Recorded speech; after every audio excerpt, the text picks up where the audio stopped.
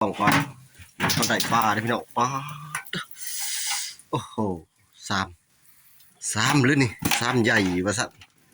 โอ้ยมีแต่ซิวไอ้ต่อยพี่น้องเอ้ยนี่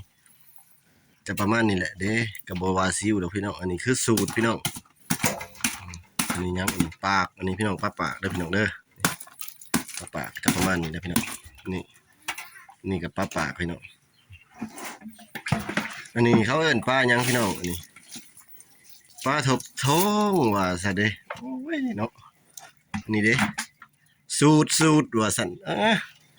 บ่ว่ากันพี่น้องทั้งสูตรทั้งปากอันนี้คือปลาเป่ากัดมันเลยพี่น้องใส่มันขาด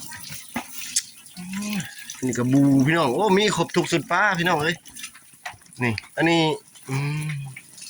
อันนี้เพิ่นเอิ้นว่าอิหยังวะปลากระบอกว่าซั่นเด้โอ้ยปลากระบอก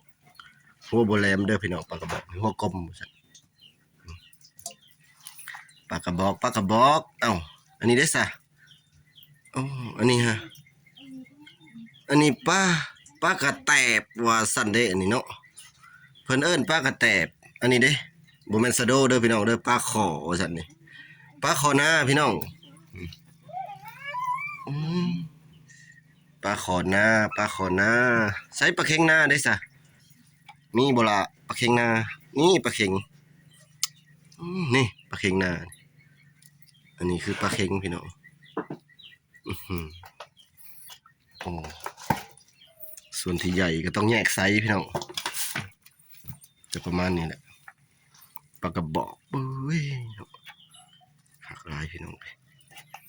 นี่ได้ปลาเนี่ยพี่น้องเอ้ยน้ำลงกับปลาขึ้นพี่น้องน้ำขึ้นแล้วปลาลงก็สิประมาณนี้แหละโอ้ยต้นตะหลังอันนี้ปลากระพุกอันนี้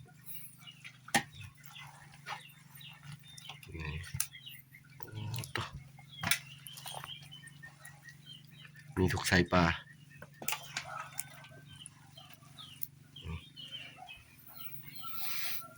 ขอบคุณหลายๆพี่น้องที่ซอยติดตามคลิปจนจบว่าสันคลิปหาปูหาปลา